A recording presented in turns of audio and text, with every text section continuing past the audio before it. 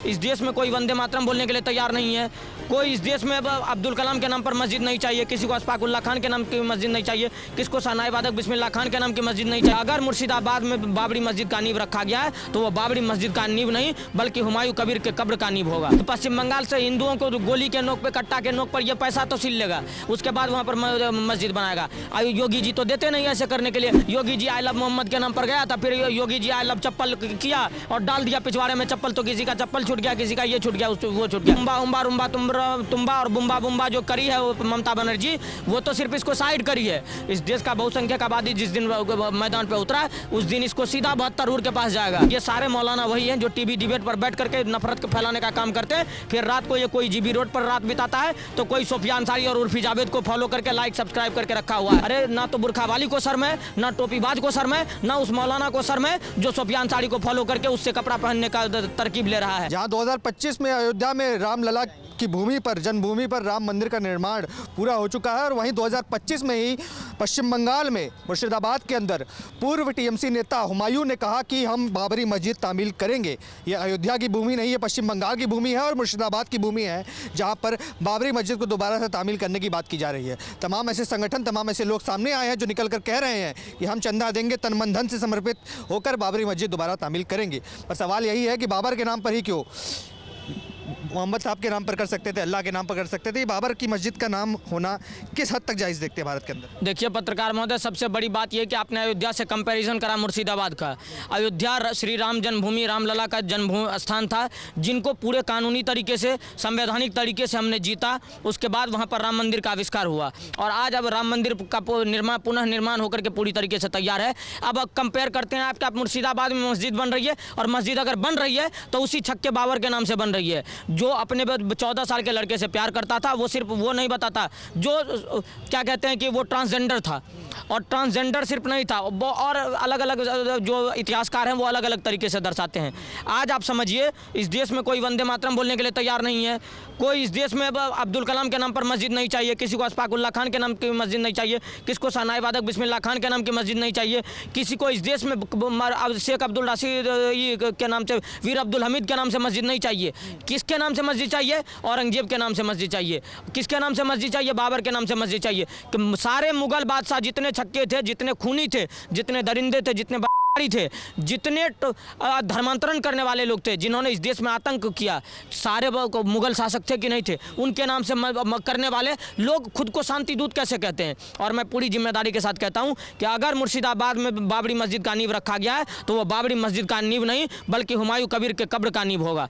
जिस दिन 6 दिसंबर 1992 को दोहराया जाएगा और बाबरी मस्जिद जिस दिन पूरी तरीके से तैयार होगा, सरकार और सत्ता बदलेगी और उस जगह उस मस्जिद को खोद करके हुमायूं कबीर तमाम तरह के टोपीबाजों का कब्र बनाया जाएगा जो उस जगह पर आया हुआ है दंगा फैलाने के लिए। पर अयोध्या में भी भूमि का आवंटन किया गया था मस्जिद निर्माण के लिए, उस जगह को छोड़कर अगर पश्चिम बंगाल में बनाई जा रही है तो क्या वजह समझते हैं? क्योंकि अयोध्या में अगर सरकार और सुप्रीम कोर्ट के आदेश द्वारा एक जमीन दी गई है तो वहाँ क्यों नहीं निर्माण करना, क्यों पश्चिम बंगाल में? क्योंकि इनकी औकात ही नहीं है। दिन भर पंचर बनाने वाले, सरकार के राशन पर पलने वाले लोगों को औकात ही नहीं है कि मस्जिद बना ले। ये पश्चिम बंगाल में मस्जिद इसीलिए बना रहा है कि पश्चिम बंगाल से हिंदुओं को गोली के नोक पे, कट्टा के नोक पर यह पैसा तो सिल लेगा, उसके बाद वहाँ पर मस्जिद बनाएगा।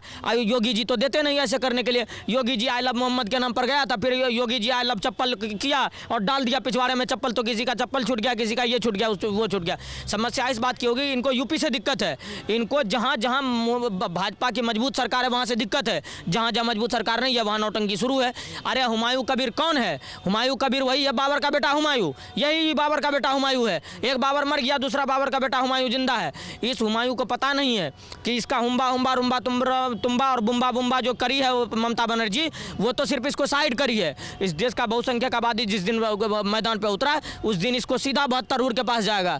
सब अफसोस की बात यह है पत्रकार महोदय कि इस देश में वो मौलाना और वो हुमायूं कबीर जैसे लोग जो इस देश के पंचरबाग कौम को लेकर के सर पे ईंट रख करके देखिए चले आया है मस्जिद बनाने के लिए, ये सारे मौलाना वही हैं जो टीवी डिबेट पर बैठ करके नफरत को फैलाने का काम करते हैं। फिर रात को ये कोई जीबी रोड पर रात बिताता आता है तो कोई सोफिया अंसारी और उर्फी जावेद को फॉलो करके लाइक सब्सक्राइब करके रखा हुआ है। सारे का देखिएगा आप, बेल आइकन दबा करके पर कई लोग ये कह रहे हैं कि जो लोग राम मंदिर निर्माण के समय कहा करते थे कि वो ज़मीन पर अस्पताल बनाया जाए, स्कूल बनाया जाए ताकि शिक्षा और स्वास्थ्य बेहतर हो, अब वही लोग मौन धारण करके रखे। तो क्या लगता है एक संप्रदाय के प्रति इतना प्यार है या इतना लगाव है कि मौन साधना पड़ जा रहा है? देखिए, इस देश में जय भीम जय मीम ऐसा नारा बन चुका है जिसने इस देश में एक अलग ही प्रोपेगेंडा लेकर के चलता है।